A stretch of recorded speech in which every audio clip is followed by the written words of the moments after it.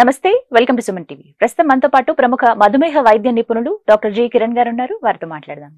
నమస్కారం డాక్టర్ గారు.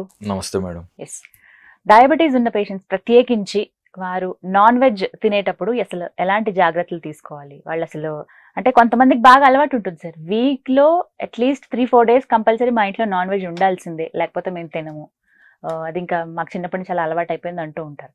బట్ ఎప్పుడైతే డయాబెటీస్ బాడీలోకి ఎంటర్ అయిందో కొన్ని ఫుడ్ ని అలవాట్లు మార్చుకోవాలి, కొన్ని తగ్గించాలని చెప్తూ ఉంటారు. సో ప్రత్యేకించి డయాబెటీస్ ఉన్న వాళ్ళు నాన్ వెజ్ విషయంలో ఎలాంటి జాగ్రత్తలు తీసుకోవాలి? డెఫినెట్గా నాన్ వెజ్ ఒక లిమిట్కి మించి మనకి ఎక్కువ కాదు, అది కిడ్నీస్కి లోడ్ పడుతుంది. ఎంతైనా హై ప్రోటీన్ కాబట్టి. బట్ ప్రోటీన్ అనేది మనకు అవసరం. ఉదాహరణకి పర్ డే 60 నుంచి 80 grams వరకు ప్రోటీన్ అనేది అవసరం. పైగా ఎక్కువగా వ్యాయామం పద్ధతిగా చేస్తున్న వాళ్ళలో ప్రోటీన్ ఇంకొంచెం ఎక్కువ ఉంటే బెటర్. శారీరక శ్రమ ఎక్కువగా ఉండి పొలంలో పనులు చేస్తున్న వాళ్ళు కానీ వీళ్ళకందరికి కూడా కొంచెం ప్రోటీన్ ఫుడ్ ఉంటే మన కండబలం కూడా తగ్గకుండా ఉంటుంది. అది మోస్ట్ ఇంపార్టెంట్. రెండోది ఏ ఏజ్లో వారి గురించి మాట్లాడుతున్నాం. ఇప్పుడు ఉదాహరణకి 50-60 వయసు దాటిన వారికి అరుగుదల అనేది కొంచెం ఆలస్యంగా ఉంటుంది. ముఖ్యంగా నాన్ వెజ్ ఐటమ్స్లో ముఖ్యంగా ఫ్రైడ్ ఐటమ్స్ తీసుకుంటున్నప్పుడు వీళ్ళకు డైజెషన్ అనేది డిలే ఉంటుంది. కాబట్టి సాయంత్రం కానీ రాత్రిపూట ఈ నాన్ వెజ్ అనేది ఎక్కువగా మనం తీసుకున్నట్లయితే వీళ్ళకు నైట్ అంతా అరుగుదల అవుతూ ఉంటుంది, నిద్ర సరిగ్గా పట్టదు, నెక్స్ట్ డే మార్నింగ్ కొంచెం గ్యాస్ట్రైటిస్ ఇలాంటివన్నీ కూడా సఫర్ అయ్యే ఛాన్సెస్ ఉంటాయి. కాబట్టి నాన్ వెజ్ని నైట్ కంటే కూడా డిన్నర్కి, లంచ్కి కానీ లేదా వీలైతే బ్రేక్ఫాస్ట్తో కానీ పెట్టుకొని సాయంత్రంకి వచ్చేసరికి తేలికైన ఆహారం తీసుకోగలిగితే చాలా హ్యాపీగా ఉంటారు. అంటే డిన్నర్ లో మాక్సిమం నాన్ వెజ్ ఉండకుండా ఉంటే బెటరా? అవునండి. ఈ వయసు గ్రూప్ మనం మాట్లాడుకున్నప్పుడు యంగ్స్టర్స్ ఓకే పర్వాలేదు, బట్ అలాగని ఎక్కువగా non veg food night prefer చేయడం మళ్ళీ కరెక్ట్ కూడా కాదు. మీరు ఈవెన్ మనకు పాతకాలంలో కూడా చూస్తే ఆదివారం నాడు కోడి కోసిన, ఇంకేదన్నా చెప్తున్నా ఊర్లలో పల్లెల్లో పొట్టేలు కోసిన, మేజర్గా బ్రేక్ఫాస్ట్ నాన్ వెజ్ ఎంజాయ్ చేసేవాళ్ళు. ఇంకొంచెం ఏదైనా మిగిలితే మధ్యాహ్నానికి ఉండేది, అంతే. మధ్యాహ్నానికి అన్ని కడిగేయటమే, ఉండేది కాదు. బట్ ఈ మధ్య కాలంలో ఏమైపోయిందంటే మనం బ్రేక్ఫాస్ట్ బిజీ స్కెడ్యూల్, లంచ్ కూడా మనం బిజీగా ఉంటున్నాం, అలసిపోయి కష్టపడి వర్క్ చేసి ఇంటికి వస్తారు కదా, నైట్ కాబట్టి నైట్ మనం ప్రిఫర్ చేస్తున్నాం. ఈవెన్ సండే చూస్తే కూడా ఇప్పుడు మనకు నాన్ వెజ్ ఎప్పుడు పడితే అప్పుడు దొరుకుతూ ఉండండి. ఇప్పుడు ఒకనప్పుడు ఏంటి, మనకి మార్నింగే వెళ్ళి కావాల్సినవి కోడి అయితే కోడి, చేపలు అయితే చేపలు, పొట్టేలు కూడా వీళ్ళు మార్నింగ్ కట్ చేసేవాళ్ళు. కాబట్టి అది విత్ ఇన్ 2-3 hours మళ్ళీ వెళ్తే అక్కడ ఖాళీ మార్కెట్ కూడా ఏముండదు, మనకు దొరికేది కాదు. ఇప్పుడు మనకు ఏ టైంలో కావాలంటే ఆ టైంలో అన్ని అవైలబిలిటీ వస్తున్నాయి కాబట్టి అన్ని మనకు అందుబాటులో, మనకు వీలుబాటులో టైమింగ్స్ మార్చేసుకున్నాం. దానివల్ల డైజెస్టివ్ ప్రాబ్లమ్స్ వస్తున్నాయి. నాకు నాన్ వెజ్కి డయాబెటీస్కి నేను లింక్ పెట్టట్లేదు, బట్ నాన్ వెజ్ ఎక్కువగా నైట్ టైం తీసుకున్నా లేదా నాన్ వెజ్ని మనము ఎక్కువ క్వాంటిటీలో లేట్ నైట్ తిన్నా వీళ్ళకి డైజెస్టివ్ ప్రాబ్లమ్స్ అనేటివి ఎక్కువగా వస్తున్నాయి. సో నేను ఆ ఒక దీంతో చెప్తూ వస్తున్నా. ఈవెన్ పిల్లలకు కూడా మార్నింగ్తో పెడితేనే బ్రేక్ఫాస్ట్తో బెటర్. ఇప్పుడు మీరు అన్నారు నాన్ వెజ్ ప్రిఫర్ చేసేవాళ్ళు అని. సో నాన్ వెజ్ ప్రిఫర్ చేసేవాళ్ళు ఇప్పుడు ఉదాహరణకి కోడి పులుసు ఇడ్లీతో అద్భుతంగా తినొచ్చు, దోశతో బాగా తినొచ్చు, కొంతమంది పూరీలతో కూడా చపాతీలతో కూడా ప్రిఫర్ చేస్తారు, తప్పే లేదు. అదే విధంగా మటన్ పులుసు ఎత్తుకున్నా కూడా పులుసు ఐటమ్ అంటే ఏదైతే వాటర్ క్వాంటిటీ ఎక్కువగా మనం పులుసులాగా చేస్తామో నాన్ వెజ్ ఏదైనా కూడా ఇడ్లీ, దోశ వీటన్నిటితో కూడా బాగుంటుంది. ఓకే, ఫ్రై చేసిన ఐటమ్ ముఖ్యంగా లంచ్ ఐటమ్ లేకి బెటర్గా ప్రిఫర్ చేసుకోవచ్చు. ఇంకా ప్రత్యేకంగా మనం షుగర్ పేషెంట్స్కి చూస్తే వెయిట్ తక్కువగా ఉన్న వాళ్ళు కొంచెం తిన్నా పర్వాలేదండి నాన్ వెజ్.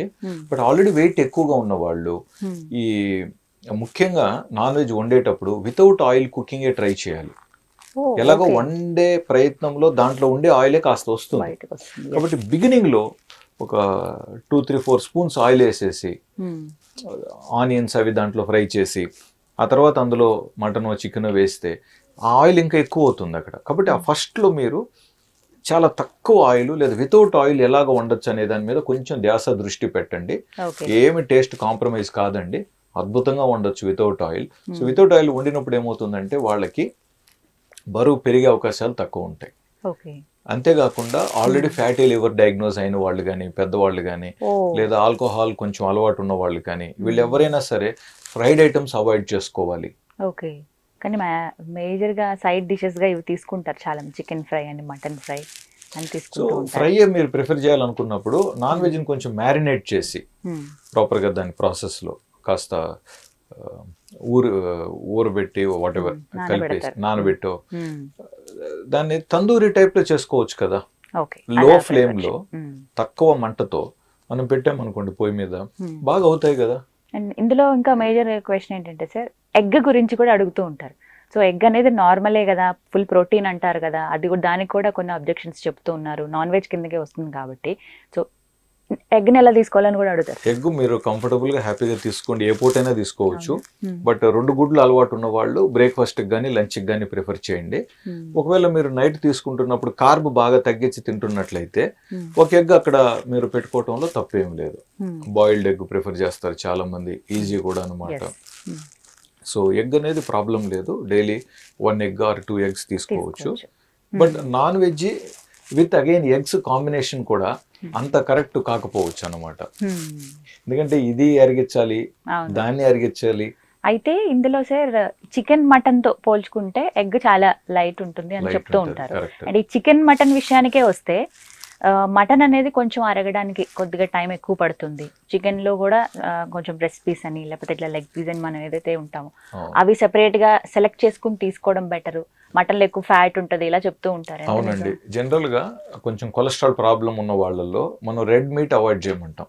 అంటే గోట్ మీట్ కానీ, షీప్ మీట్ కానీ, పొట్టేలు కానీ, గొర్రెది కానీ అవాయిడ్ చేసేసి వీలైనంత వరకు చికెన్ది తీసుకోమని చెప్తాం వాళ్ళకి. వైట్ మీట్లో కొంచెం బెటర్గా ఉంటుందని చెప్పి. బట్ అయినప్పటికీ ఏంటంటే మటనే కావాలని ప్రిఫర్ చేసే వాళ్ళు ఉంటారు కదా. సో అలాంటి ప్రిఫర్ చేసే వాళ్ళు ఉన్నప్పుడు వీక్లీ వన్స్ కానీ లేదా మంత్లీ ట్వైస్ కానీ లిమిటెడ్ క్వాంటిటీలో ఫ్రై ఐటమ్ని అవాయిడ్ చేసుకుంటూ ఇలాగా పులుసు రూపంలో తీసుకోగలిగితే అది అక్కడ మళ్ళీ గ్రేవీ అనేది చిక్కగా కాకుండా ప్లస్ రైస్ ఐటమ్ అనేది ఇక్కడ కొంచెం లిమిటెడ్గా పెట్టుకోగలిగితే బెటర్ అనమాట. సో కార్బ్కి మనం రైస్ ఎక్కువ తీసి మళ్ళా ఈ పీసెస్ ఎక్కువ తిని ఇదంతా బాడీకి మళ్ళీ ఎక్కువ అయిపోతుంది అనేది నా అభిప్రాయం. మన స్పెషల్ హైదరాబాద్ దమ్ బిర్యానీ ఇష్టం ఉంటుంది వాళ్ళు ఎవరు ఉంటారు ఖచ్చితంగా. అంటే ఈ కాంబినేషన్ అనేది ఎప్పటికీ హాట్ ఫేవరెట్ అందరికి. ఇప్పుడు బిర్యానీ అంటే అమ్మా, ఇప్పుడు బిర్యానీ వీక్లీ వన్స్ వరకు బెటర్ అండి. అంతేనా? డెఫినెట్లీ వారంలో 1-2 సార్లు కంటే బిర్యానీ పడటం అంటే డెఫినెట్ గా అది బాడీని డ్యామేజ్ చేస్తుంది. బాడీని. అవును, నేను ఇంకా బయట బిర్యానీ చెప్పట్లే, ఇంట్లో బిర్యానీ గురించి మాట్లాడుతున్నాను. ఇంట్లో బిర్యానీ చెప్తున్నాను. ఇంకా బయట బిర్యానీ అయితే monthly twice maximum, monthly 1 or 2 కంటే బయట బిర్యానీ తీసుకోకూడదు. ఇంట్లోదైతే వీక్లీ వన్స్. ఇంకేదన్నా ఎప్పుడన్నా ఒక అకేషన్ ఉంది కాబట్టి 2వ సారి పడినా పర్వాలేదు, కానీ వీలైనంత వరకు వీటిని తగ్గించుకొని. అండ్ రెండోది ఏంటంటే ఈ కొంచెం పెద్ద వయసులో ఉన్నవాళ్ళు నాన్ వెజ్ తిన్నట్లయితే నెక్స్ట్ డే వీలైనంత వరకు సాత్విక ఆహారాన్ని, తేలిగ్గా ఈజీగా అరిగిపోయే ఆహారాన్ని కానీ వీళ్ళు తీసుకోగలిగితే డెఫినెట్గా చాలా బెటర్గా ఉంటుంది అనేది నా అభిప్రాయం. అంటే షుగర్ లెవెల్స్ గురించి అడుగుతారు చాలా మంది. నాన్ వెజ్కి షుగర్ పెరగడానికి పెద్ద డిఫరెన్స్ ఏం లేదండి. రైస్ ఐటమ్, కార్బ్ ఐటమ్తో షుగర్ ఎక్కువగా జంప్ అవుతుంది కానీ నాన్ వెజ్తో జంప్ అవ్వదు. జస్ట్ నాన్ వెజ్ పీసుల వల్ల షుగర్ లెవెల్స్ జంప్ అవ్వవు. బట్ ఇందులో గ్రేవీలో వీళ్ళు ఏదైనా చిక్కగా గ్రేవీ రావడానికి వేరేటి ఏదైనా కలిపినప్పుడు అవి కార్బ్ ఐటమ్స్ అయింటాయి కాబట్టి వాటి వల్ల కొంచెం షుగర్ పెరిగే ఛాన్సెస్ ఉంటాయి అన్నమాట. సో ఈ పులుసు అన్నప్పుడు ఏమవుతుంది, అందులో ఏముండదు, జస్ట్ ఆనియన్స్ లేదా వెల్లుల్లి పేస్ట్, టమాటోస్ ఉంటాయి కాబట్టి పులుసు అనేది డెఫినెట్ గా మంచిది. ఉప్పు కారాలు దయచేసి తగ్గించుకోండి, ఇవి ప్రాధాన్యంగా. ప్లస్ రైస్ క్వాంటిటీ కూడా కొంచెం లిమిట్ లో పెట్టుకోగలిగితే చాలా బాగుంటుంది. నాన్ వెజ్ తినేటప్పుడు మీకు ఒకవేళ అలవాటు ఉంటే జొన్న రొట్టెతో మంచి కాంబినేషన్, లేదా రాగి ముద్దతో మంచి కాంబినేషన్. జొన్న, రాగి వీటితో ఏంటంటే కార్బ్స్ కొంచెం తక్కువ ఉంటాయి కాబట్టి వైట్ రైస్ తో పోలిస్తే. అంటే చాలా మంది బ్రౌన్ రైస్ బాగుండదని అనుకుంటూ ఉంటారు, బట్ బ్రౌన్ రైస్ కూడా అద్భుతమైన టేస్ట్ అండి. మంచి వేడివేడి బ్రౌన్ రైస్ తో పాటు మీరు ఎటువంటి నాన్ వెజ్ అయినా తినొచ్చు. బ్రౌన్ రైస్ తోనే కాకుండా మన చిరుధాన్యాలలో మనం కొర్రలు ఎత్తుకుంటే గానీ, సామిలు కానీ, అరికెలు కానీ వీటితో కూడా నాన్ వెజ్ మీరు ట్రై చేయొచ్చు. డెఫినెట్ గా బెటర్ ఆప్షన్స్ ఇవన్నీ కూడా. సో ఇది నేను ఇంకా అడగబోతున్నాను, రైస్ తో తినాలా లేకపోతే రోటీస్ తో తినాలా అని. రోటీస్ అనేవి చాలా రకాలుగా వచ్చేసాయి సార్ మనకి ఇప్పుడు. సో చివరిగా ఏం చెప్తారు మీరు? ఈ రోటీస్ లో కూడా చాలా రకాలు ఉన్నాయి, నాన్స్, బటర్ నాన్స్, తందూరి రోటీ, ఇలా ఫుల్కా. ఈ మైదా రోటీస్ అవాయిడ్ చేయండి. పొట్టకి అరిగించడం చాలా కష్టం అండి నాన్ వెజ్. దీనికి తోడు మైదాను అవాయిడ్ చేయండి. గోధుమలు కూడా తగ్గించండి. అది మనం హోటల్స్ లో పోతే 90% అది మైదా నాన్ అంటే మైదానే కదా, ఆల్మోస్ట్ రొటీస్ కూడా మైదా కలుపుతారు. ఖచ్చితంగా. పుల్కాస్ లో ఓకే కొంచెం బెటర్ ఏమో హాఫ్ పోర్షన్ హాఫ్ పోర్షన్, కాబట్టి మీరు అక్కడ ఎంపిక చేసుకోండి ఏది బెటర్ అని చెప్పి. సో తినేదానికి మాత్రం బాగుంది అన్న పాయింట్ కాకుండా తిన్న తర్వాత ఆహారం పొట్టలేకపోయిన తర్వాత పొట్టకు ఎంతవరకు ఇది శ్రమను కలిగిస్తోంది, అది ఈజీగా ఉంటుందో పొట్టకు అరిగించడం అనే పాయింట్ కూడా మనం కొంచెం ఆలోచించాం అనుకోండి, డెఫినెట్గా మన బాడీని మనం సంరక్షించుకున్న వాళ్ళం అవుతాం. Thank you so much doctor గారు. నమస్తే.